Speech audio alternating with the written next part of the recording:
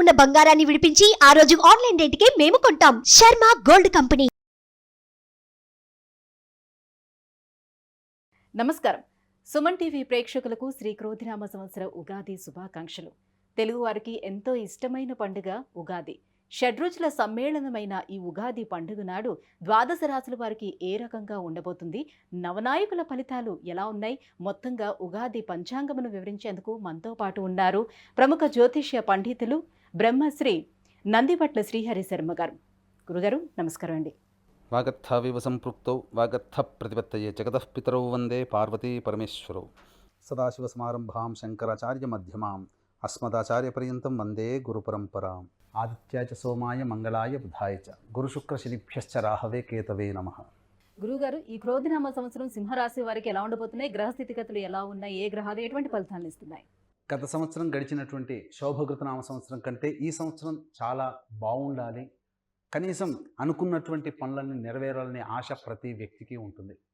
అయితే ఈ యొక్క క్రోధినామ సంవత్సరానికి రాజు కుజుడు, శని మంత్రి. సహజంగా ఈ నవగ్రహాలలో శని కుజులు ఇద్దరు కూడా పరస్పర బద్ధ వైర శత్రువులు.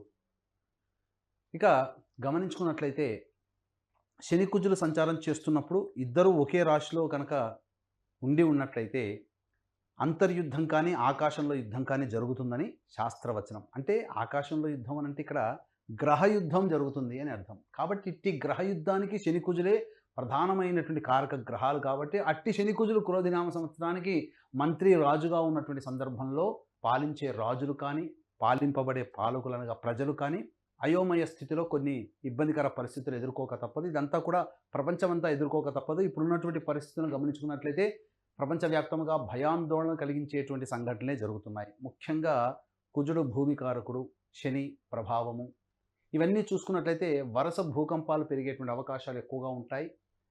యుద్ధ ప్రమాదాలు కూడా జరిగేటువంటి అవకాశాలు ఉంటాయి. వెరసి చూసుకున్నట్లయితే ఈ క్రోధినామ సంవత్సరంలో సింహరాశి వారికి ఎలా ఉండబోతుందని చూసుకున్నట్లయితే ముఖ్యంగా ఆదాయము 2, వ్యయం 14, రాజ్యపూజ్యం 2, అవమానం 2. అంటే మనము ఆదాయానికి మించినటువంటి ఖర్చులు పెట్టాల్సినటువంటి పరిస్థితి ఏర్పడుతుంది.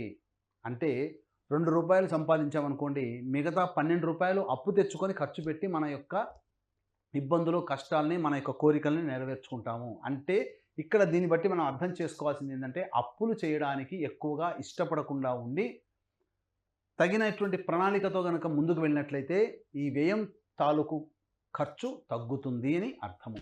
అలాగే రాజ్యపూజ్యం 2, అవమానం 2 అన్నప్పుడు సంఘంలో మిమ్మల్ని గౌరవించేవారు, మీ మాటకు విలువిచ్చేవాళ్ళు ఇద్దరుంటే అంతే సమానంగా మిమ్మల్ని అగౌరవపరిచేవాళ్ళు, మీ మాటకి విలువ ఇవ్వని వాళ్ళు కూడా ఇద్దరుంటారు.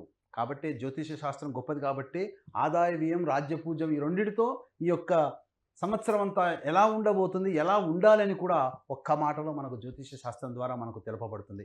ఇక వివరాల్లోకి వెళ్ళినట్లయితే సింహరాశి వారికి సప్తమ శని సంచారము, అష్టమ రాహువు, అలాగే దశమ గురువు, ద్వితీయ కేతు.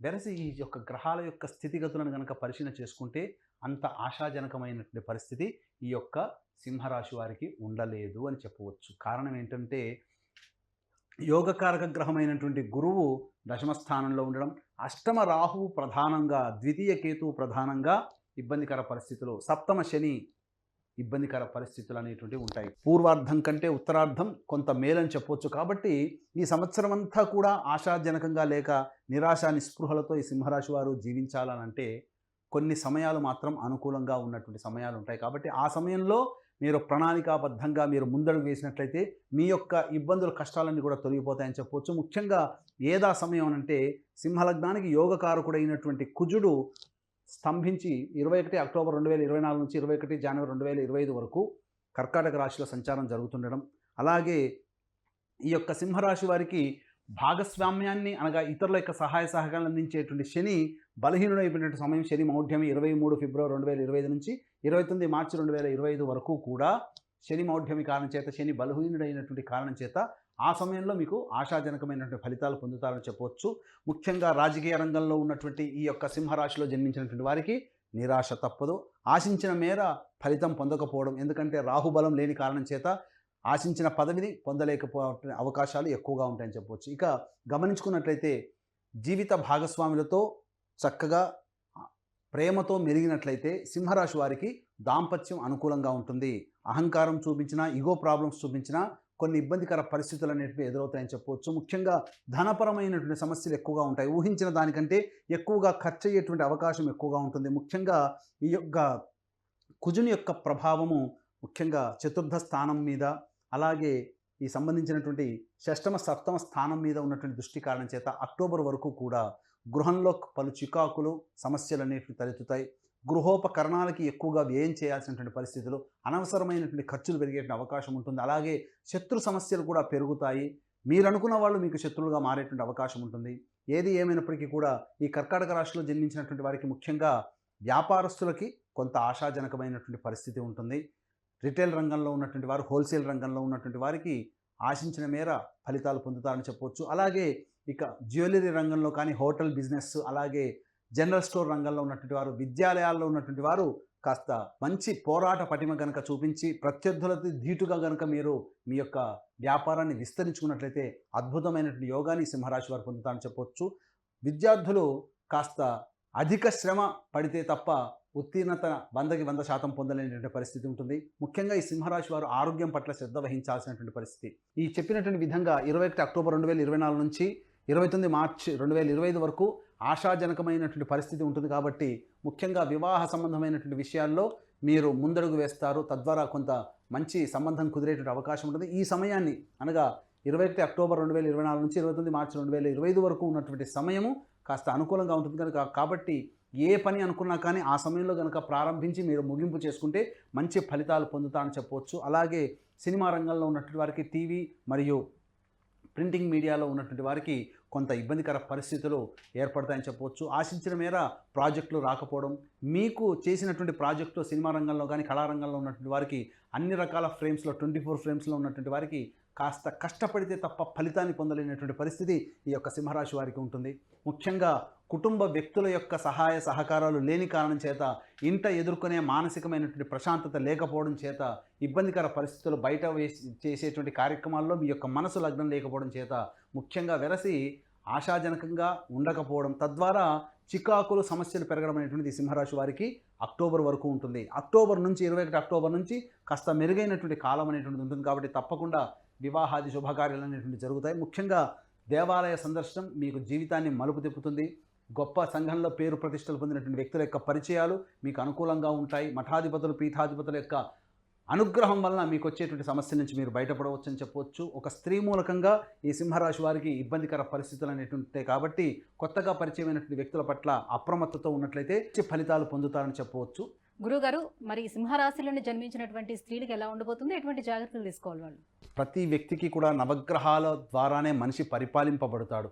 నవగ్రహాలే మనిషిని అనుకూలంగా కొన్ని గ్రహాలు ఉంటాయి, అనుకూలంగా లేని కొన్ని గ్రహాలు ఉంటాయి. కాబట్టి నవగ్రహాల యొక్క అనుగ్రహం పొందడం కోసం అందరికీ అందించాలనే సదుద్దేశంతో మా పీఠం ఆధ్వర్యంలో ఈ క్రోధినామ సంవత్సరంలో జూన్ నెలలో మరియు జనవరి నెలల్లో కుంభకోణం, మద్రాస్ కుంభకోణం దగ్గరలోని నవగ్రహాల టెంపుల్స్లో నవగ్రహాలకి సంబంధించినటువంటి అభిషేకాదులు, అలాగే నవగ్రహాలకు అనుగ్రహాన్ని కలిగించే ఒక్కొక్క గ్రహం దగ్గర, దేవాలయం దగ్గర ఒక్కొక్క గ్రహ హోమాలతో పాటు ఆరోగ్యానికి, వివాహానికి, శత్రు సమస్యలు, జటిలమైన సమస్యల పరిష్కారానికి హోమాది కార్యక్రమాలు అనేటువంటి మా పీఠం ఆధ్వర్యంలో జరుగుతున్నాయి. కాబట్టి అవకాశం ఉన్న వాళ్ళు కార్యక్రమ తదనంతరం కాంటాక్ట్ చేసి పూర్తి వివరాలు తెలుసుకోవచ్చు. అలాగే తండ్రి వైపు 7 తరాలు, తల్లి వైపు 4 తరాల్లో ఏవైనా దుర్మరణాలు అనగా road accident, fire accident, suicide attempt, నదిలో బావిలో పడి చనిపోవడం, ఇంట్లోంచి వెళ్ళిపోవడం, లివర్ ఫెయిల్, కిడ్నీ ఫెయిల్, క్యాన్సర్తో చనిపోవడం, 60 ఏళ్ల లోపల ఏ విధంగా చనిపోయినా, సంతానం కలగకపోయినా, వివాహాలు కలగకపోయినా ఇవన్నీ కూడా పితృశాపాలుగా చెప్పబడతాయి. కాబట్టి ఇట్టి పితృదోష నివారణకి ప్రతి నెల మా పీఠం ఆధ్వర్యంలో పితృదోష నివారణ పూజలు అనేటువంటివి జరిపించబడుతున్నాయి. కాబట్టి అవకాశం ఉన్న వాళ్ళు నమోదు చేసుకోవచ్చు. ముఖ్యంగా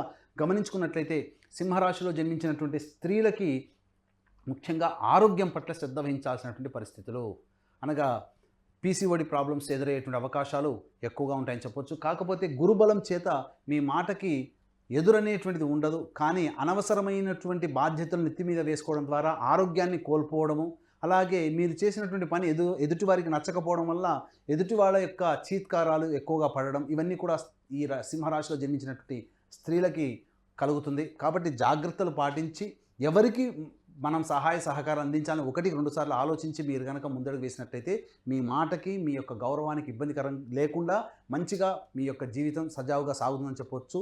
అలాగే వివాహం కావాల్సినటువంటి స్త్రీలకి ఈ సంవత్సరం వివాహాలు అయ్యేటువంటి అవకాశాలు ఎక్కువగా ఉన్నాయి. గృహోపకరణాలు మీరు కొనుగోలు చేస్తారు. మీకు వాహనం ప్రాప్తి అనేటువంటిది ఈ యొక్క సింహరాశిలో జన్మించినటువంటి స్త్రీలకు ఉంటుంది. అలాగే తల్లిదండ్రుల తరపు బంధువులకి కొంత అనారోగ్య సమస్యలు చేసే అవకాశం ఉంది కాబట్టి జాగ్రత్తలు పాటించాల్సిన. గురుగారు, అనుకూలమైనటువంటి పరిస్థితుల కోసం ఏ దైవాన్ని వీళ్ళు పూజించవలసి ఉంటుంది, ఇంకా ఎలాంటి పరిహారాలని పాటించాలి? సింహరాశి వారికి గమనించుకున్నట్లయితే ప్రధానంగా ఈ సంవత్సరం ప్రథమార్థం బాగోలేదు, ద్వితీయార్థం బాగుంది. కాబట్టి ఈ యొక్క ఉగాది నుంచి 21 అక్టోబర్ వరకు అనుకూలంగా లేని కారణం చేత ప్రధానంగా ఈ సింహరాశిలో జన్మించినటువంటి వారు ప్రతిరోజు కూడా సూర్యోదయం కంటే ముందే నిద్రలేచి స్నానం ఆచరించి ఉదయిస్తున్నటువంటి సూర్యుడికి నమస్కారం చేసి 6 సార్లు అర్ఘ్యం ఇచ్చేసేసి, అనగా సూర్యునికి అర్ఘ్యం ఇచ్చి సూర్యాష్టకాన్ని 6 సార్లు పారాయణం చేయండి.